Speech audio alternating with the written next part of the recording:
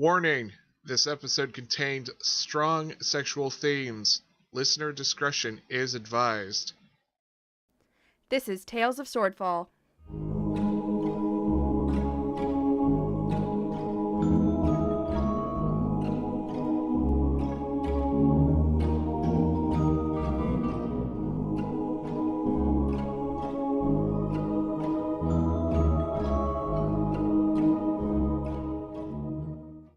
Episode 7, Where Dragons Lay. Hello, welcome to Tales of Swordfall. I am Paul. I'm the DM, and who am I with tonight? Hello, I am Sam, and I am playing Stu, the Kobold Sorcerer. Hey, I'm Camille, and I'm playing Ray, the Paladin. And I am Lucy, and I'm playing Taz Mockwell, the Bard. And I'm Amanda, playing Tabby Tipsytail, the Hex Buckler. I'm Chris, and I'm playing Flea, the Lizard Folk Fighter. I'm Alex, and I'm playing Krakatur, the Air Genasi Barbarian. I like that semi-NPR, semi-whisper. That was very nice. Very classy. Thank you.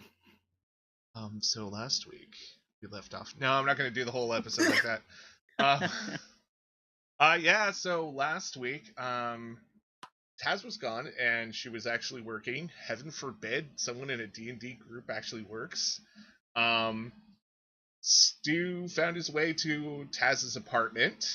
Krakatur found his way to some booty. Tabby found her way to madness. And Ray found her way back to revenge again. It was a pretty exciting episode. So let's first focus on Taz, since Lucy is here and ready tonight. Yay! Yay! It's been so long since We I missed played you. D&D. Yay! So We're glad to have you back. Yep, we are always super happy to have our players come back to us. That sounded a little creepy. Was meant to be like heartwarming. Sorry about that. It was heartwarming, Paul. Okay. It was. Good. I was touched. I'm glad. So, Taz, you were performing something in the Temple District. What did someone hire you to do? I was entertainment at a formal luncheon. It was not very exciting, but it paid well. Okay, and roll me a performance check to see how well it actually went.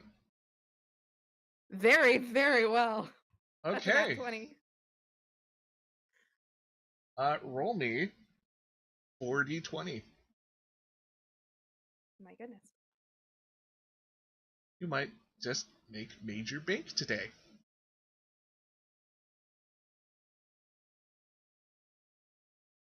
Yeah, so with all the tips and everything, you actually end up gathering apparently 550 gold from that one job. You probably don't have to work for like another 5 months. That's so much money. Yeah. Wow. Okay. Those were some really solid 20 rolls, by the way. They were. Good, because last time I played, I was not rolling well. Nah. Let's hope the streak keeps going. So, who was the biggest tipper? Like, whose eye did you catch the most?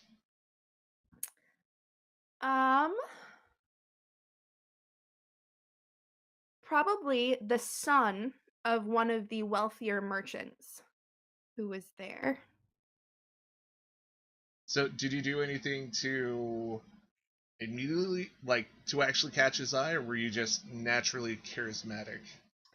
I'm just naturally that great. Yes. Officially, Taz is just that great. So, that takes you most of the morning, and you're in the Temple District, which is all the way across town, few miles away. And, you have, or hopefully you still have people at your apartment. And you were kind of getting low on food last time. Do you go shopping before you get back to your place? Yeah, I would. So what is your preferred place in the world market to shop at for like large groups? Um, I just generally really enjoy the world market. There's something about all those people in the same area and the energy it has that's really enticing. Um, and I'd say though Taz hasn't been in Swordfall for a super long time, she has somewhat of a rapport with most of the vendors there, so she'll go wander around, see what deals she can find, what uh produce and goods are in stock. Yeah, and as usual, the world market is in full swing. There's a lot of vendors yelling a lot of different things. Do you go for like the loudest vendors, or do you go to like the people that you absolutely 100% like know or trust if you have anyone like that? I'd go to the people I know and trust. So, who is your God? This is such a weird question. Who is the produce vendor that you trust the most? Um, a young lady named Gloriana, whose family has a farm not terribly far from Swordfall and comes in on the weekends or whenever they have a new shipment of produce. It's a relatively small family farm, so I like to support them when I can. Yeah, and she's probably actually like one of the halflings in the towns that aren't very far away, and she's always happy to see you, and she holds out a box of radishes. Would you like any of these? Sure. How much? For you, they're on the house. I couldn't possibly. No, I insist. You are such a wonderful customer, and you know you're one of the few people who actually buy from us. Well, exactly. I have to pay you. No, I insist, and people don't like radishes around here. Okay, I take the box of radishes, but when she's not looking, I stuff some gold, about 10 gold pieces, under one of her crates. Oh, how nice! How come we have a lot of nice characters in this campaign? This does not feel right for D&D. uh, yeah, If you'd like me to change, I can change. yeah. I want Stu to be a horrible, nasty murder hobo. Thank you. Well, I think you know what to do to make him do that. So Yes, I do. Anyways, yeah. So it takes you a little bit to get back home. You have a whole bunch of groceries, and And I also cashed in that bounty we gotten from the guy we found on top of the roof with the necklace. oh yeah, because they're like, hey, this is a voucher for a bounty, and it didn't have any specified price on it. But if I remember correctly, it was a good amount because the guy went on a stabbing spree. You told me earlier today it was 200 gold pieces. Yep. And actually, let's just sort that one out really quick too, just through role playing. You come in. This is probably like before or after you went out to the grocery store. We're doing a Tarantino style timeline right now, so yeah, it all works. You go in. The city guard office is a very large building. It's it's not very many levels high, but you've heard it does have some deep, dark, damp, dank dungeons underneath for just people who get arrested. And depending on how bad you are, the lower you go. They have a waiting room with a front desk, and it's kind of like your stereotypical like police office, well, not office, but police front room scene, where they have a drunk being taken in by a couple of city guards. There's a wall of shield guardians that are standing at the ready, waiting to be controlled by an officer. There might be a few people who've like stepped out of the line of the law. Probably some like dealers of horrible magic potions that really mess you up. Here's the question: would anyone you know be in this scene? Like being I was actually arrested. going to ask you if I recognized anyone. Actually, give me something like investigation.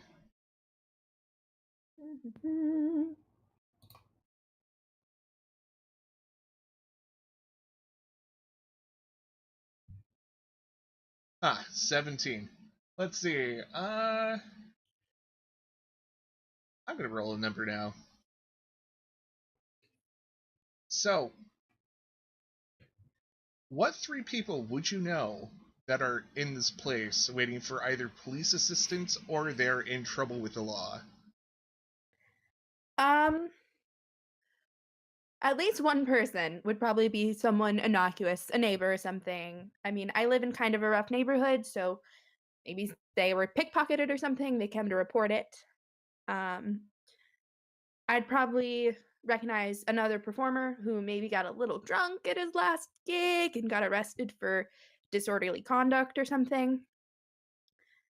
And I wanted to be on the lookout since a certain name got brought up a few episodes ago. I wanted to be on the lookout for anything to do with him, and I think I'd recognize one of his boots on the ground. Yeah, let's call this guy probably an enforcer. He's a giant half-orc. Tattoos all the way up his arms. He's a guy who likes to only really wear a vest all the time, even if it's winter. Show off his sweet abs. He is a very tall man, and he has long, dark, just darkest hair you ever seen. But it's a feature of his that he has luxurious hair. Like, you don't know how this guy has such beautiful hair, but somehow he maintains it really well. Okay, so I would probably do my best not to get noticed by him. What would you do? I would let my hair fall in front of my face, kind of lower my head, and go. Is there someone at like a reception desk or something? Yeah, there's probably several people at the reception desk. Okay, I'd make sure my back was mostly to him and go try and talk to the person at the desk. Anything else? I mean, just trying to keep my voice quiet, trying to act casual. Yeah. Let's see if he notices you first. Oh gosh. So, are you trying to attract his attention or just like blend in? I'm trying to blend in. I don't want to be noticed. Okay, give me a stealth roll first.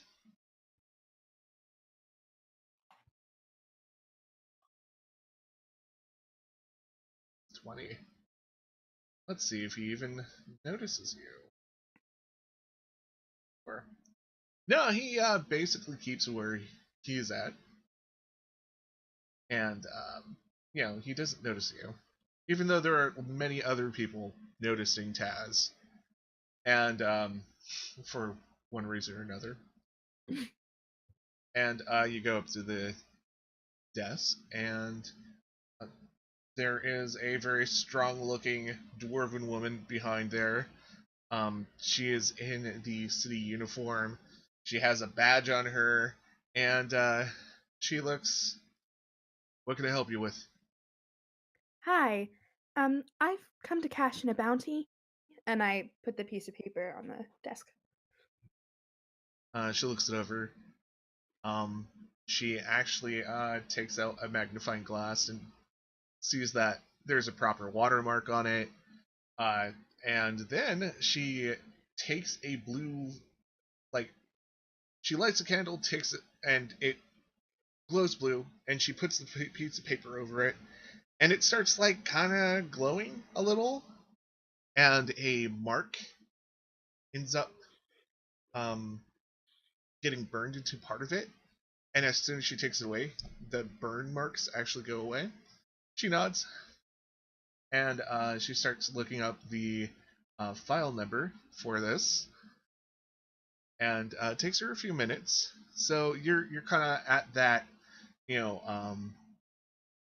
moment where you're kind of stuck at the counter. You can see her kind of in the background going to like, basically, oh god, like an old book library catalog, pulls out a shelf of dwarves? No, drawers. One would have been really awkward. A shelf of dwarves? Yes. That sounds awesome.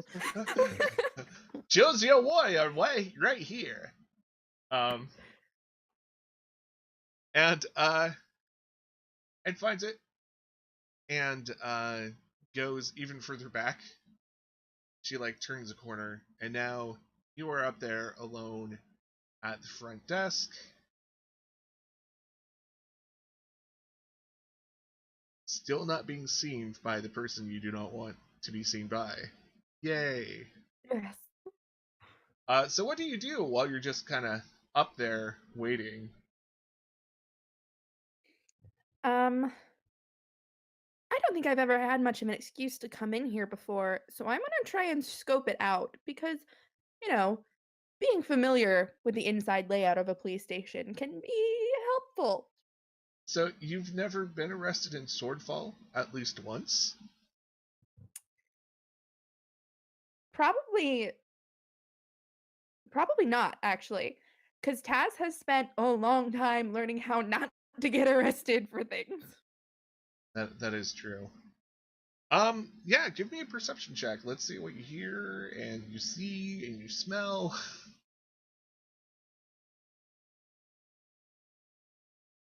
4. Not great. Yeah, it's like a really busy place. I mean, it's hard to get a layout when there's so many people just kind of like moving around, and someone comes out and they stomp out and they're like yelling, "Ah, this is bullshit. I should have never been locked up in the first place." And you notice there's a conversation happening next to you. I have a report on the explosion last night. I saw the people who did it. And the police the police person is like taking down all the notes, and the person's trying to get like all the the person's trying to get all the detail out. Yeah, there was a I think he was either a water or air genasi and a tiefling, and oh god, what are those cat people called? I'm gonna cast message, Okay. and I'm just gonna whisper, and I can do this mentally without anyone noticing, so I'm gonna say, "You might want to stop telling that story now." And the person blinks and looks first the total opposite way of you, and then their gaze slowly approaches I'm just you. very carefully looking in the opposite direction, one hand on my cheek, just leaning on it, trying to look as uninterested as possible. Let's see if they notice you. That would be a good question. No. Oh no. Actually, no, I rolled higher than that. Yeah, you rolled like 20, so you're still You just did. blended in. Nobody notices the tiefling with the white skin and white hair. And wow, there Which must is be quite a feat, really. yeah, blended in when you kind of stick out, anyways. The person pauses, and you can hear them step back. Hello? And they wait for a response. The person who's taking the report, they're like, you You okay? And do you do anything else? Do you send them Nope. another message? Nope. You are too good for this game. I'm like, this is your opportunity to really mess with them. Unless they try and keep talking, then I'm not going to say anything. Well, the person does go back. Can I talk in a secure room? I think someone's listening. And the police officer gives this unamused look. If we really have to. And they start going off into a side room. I want to, can I do this? Yeah, I want to minor illusion and make the person they're talking to's eyes go like weird and creepy. Oh, okay. Is there is a roll that a person needs to make, right, to see through if it's actually an illusion or not, right? Yes, it's an investigation check against my spell save DC, And what is your which is a 15. Okay, let's see if they make it past. No. Nope. That's a 10. The person looks really disturbed. And they start backing off again. I don't feel too easy about telling this story. Could go now. And the person does that thing where they walk backwards and then spin around and then start running. Okay, end the illusion as soon as they turn their back. Okay. The dwarf officer finally comes back with a nice bag of gold and softly puts it on the counter. Well, looks like you got a good one. Apparently they killed everyone at a poker game and a few other things, tried to stab some dancers in the entertainment district. And the guy's trying to plead the case that he was cursed the whole time. Like he has a cursed item on him. Well, about that. Actually, we did find a cursed item on his person. Really? And you Yes. took it. No, it was broken in the scuffle. I'm not sure what happened to it. Can you roll me a deception, please?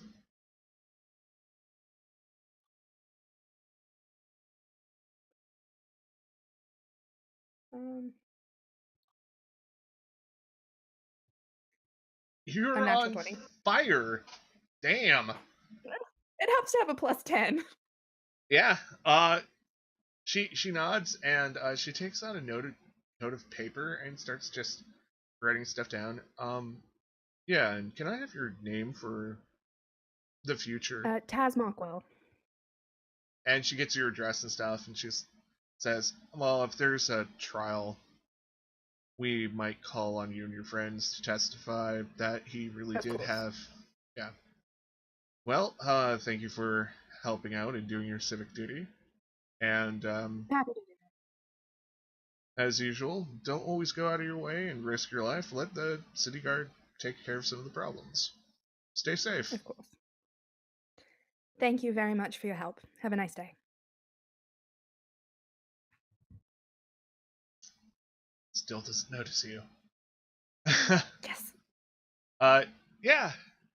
You start walking, and, this is a very bustling room, but then the whole room becomes quiet.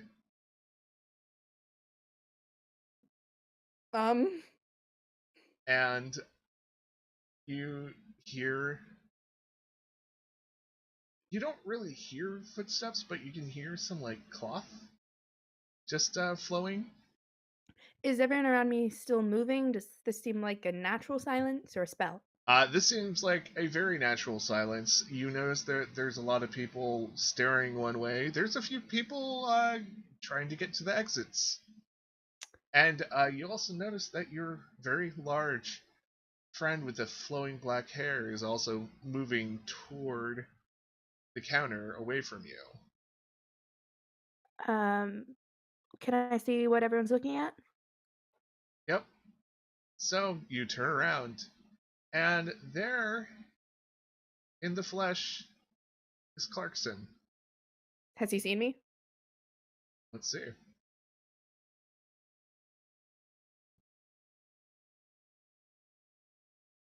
No!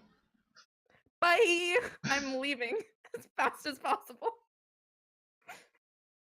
You are super lucky tonight. Yeah.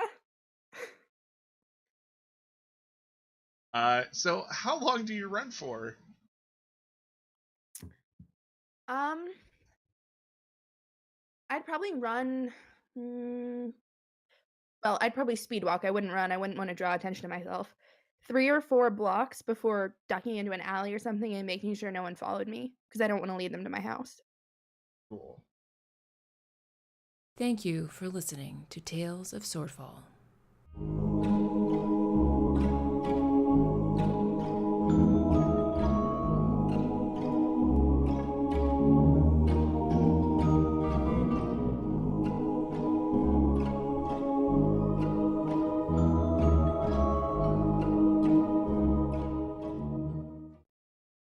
Please consider listening to these podcasts.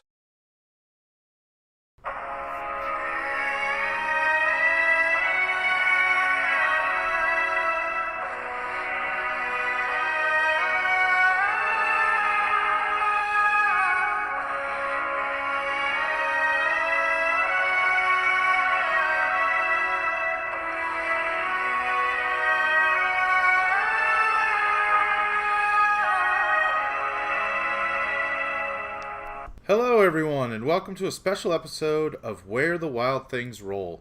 My name is John, and I will be your host and DM for this 5th edition actual play Dungeons & Dragons podcast set in the world of Ravarna.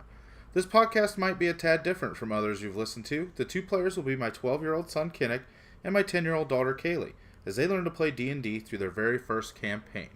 We will pick up with our adventurers as they finish their time at Paduke's Adventurers Guild, as they take their practical exams in dungeoneering, magical beasts, weapons and armor, puzzle solving, diplomacy, history of the world, and magical cause and effect before they are set out into the world. Can our 2 adventurers pass their classes and become full-fledged members of the Adventurers Guild? You'll have to tune in and find out next time on Where the Wild Things Roll.